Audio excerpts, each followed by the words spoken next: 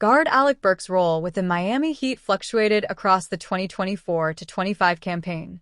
There was a stretch late in the campaign when Burks was a consistent starter for the Heat and added value with his penchant for scoring the ball from three-point range. But there were also stretches in the season when Burks would go a week or more without seeing the court for Miami.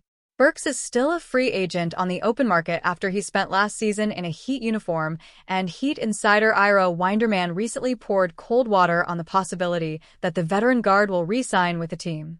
It does not look that way at the moment, unless there is a trade to open roster space, or unless there is the unlikely decision to stretch and waive a player on the roster to save against the luxury tax, Simone Fontecchio, Winderman wrote. A return to Miami for Burks doesn't make a ton of sense for him considering the stage he's at in his pro career. Burks turned 34 years old not long ago, and he may want to play for a contender in the 2025-26 season. He has yet to win an NBA title in his career, and it's highly unlikely that his re-signing with the Heat would pay off in Burks earning a championship in 2026.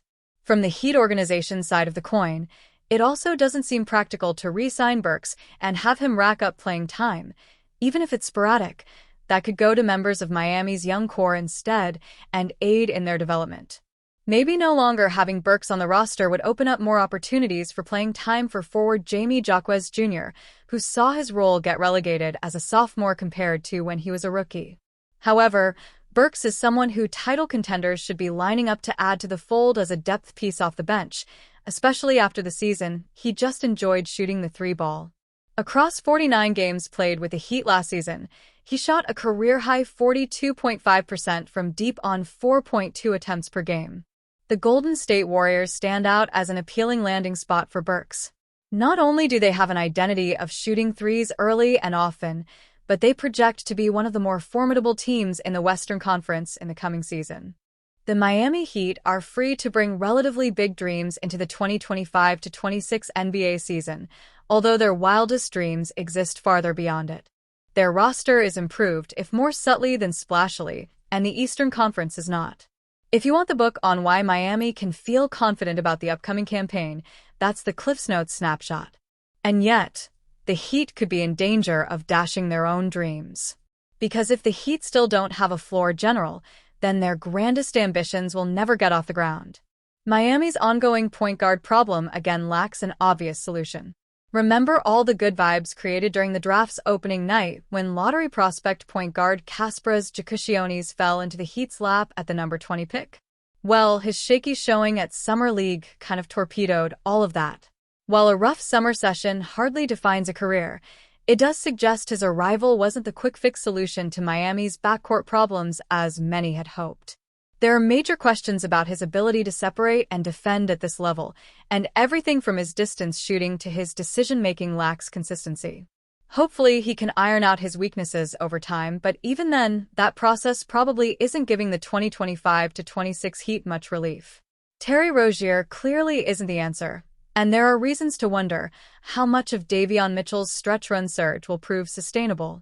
Remember, the number 9 pick of the 2021 draft was discarded by 2 different clubs before landing in Miami. And for as awesome as he looked with the Heat, he'd been decidedly, well, not awesome before then.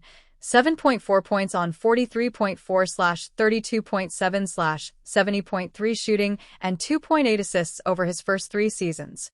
The Heat have quietly pieced together a talented roster, but they still need an impact playmaker to put all of the puzzle pieces in order. Head coach Erik Spoelstra can only do so much from the sidelines, even if that's more than anyone else in the profession, and Miami could be setting itself up for disappointment if the hope is that Tyler Herro, a net shredder by trade, can take another sizable step forward as a table setter. Miami needs a calming, coordinating presence on the ball. That's the reason the Giacchionis selection seemed so exciting. His best-case scenario checked off some vastly critical boxes on the Heat's wish list. But if he's as far from contributing as he seemed on the summer circuit, then it's basically back to the drawing board on this one. Maybe Mitchell can hold things over for a bit, but he's more of a smart and simple reads passer than he is a crafty creator who bends opposing defenses to his will. I'd like to add a maybe Rozier bounces back scenario here, too, since he's had productive seasons in the past, but there'd be zero confidence behind even the mere suggestion. In other words, this hardly seems like a problem that suddenly solves itself. So, the same fatal flaw that has buried this bunch in the past might once again spell its demise. New details have trickled out this week about the betting scandal involving Miami Heat guard Terry Rozier. During a 2023 game, a professional bettor successfully hit on 30 of 30 wagers involving Rozier, David Purdom of ESPN reported on Friday. The game in question took place on March 23 during a meeting between the Charlotte Hornets, who then employed Rozier, and the New Orleans Pelicans. Purdom notes that a bettor in Biloxi, Mississippi placed $13,759 in bets on Rozier's unders in the span of 46 minutes that morning. Rozier then went on to leave the game that night against the Pelicans after just 10 minutes played due to a cited foot injury. He finished with 5 points, 4 rebounds, and 2 assists, all under his betting lines. As a result, all 30 wagers placed by the bettor won. Additionally, Purdom says at least 6 sportsbooks in multiple states detected unusual betting on Rozier's props during that March 23, 2023 date in question, with most of the betting activity reportedly taking place in Louisiana and in Mississippi. Harrah's Gulf Coast, the casino where the Biloxi bettor placed his wagers on Rozier, originally refused to pay out the bets, citing a house rule on rigging, as well as a suspicion of inside information. However, they did eventually end up honoring the wagers, resulting in the Biloxi bettor winning a sum of $13,017.70. Rozier, who played his college ball at Louisville, remains the subject of a federal investigation, which is part of the same probe that led to the NBA's lifetime ban of former Toronto Raptors forward Jonte Porter. Shams Charania of ESPN reported last month that Rozier had essentially been cleared, but we learned earlier this week that was not actually the case and that Rozier is still under investigation. The NBA conducted an investigation of their own into Rozier but found no violation of league rules. Rozier, who is still signed with the Heat for $26.6 million next season, has not yet been charged with a crime.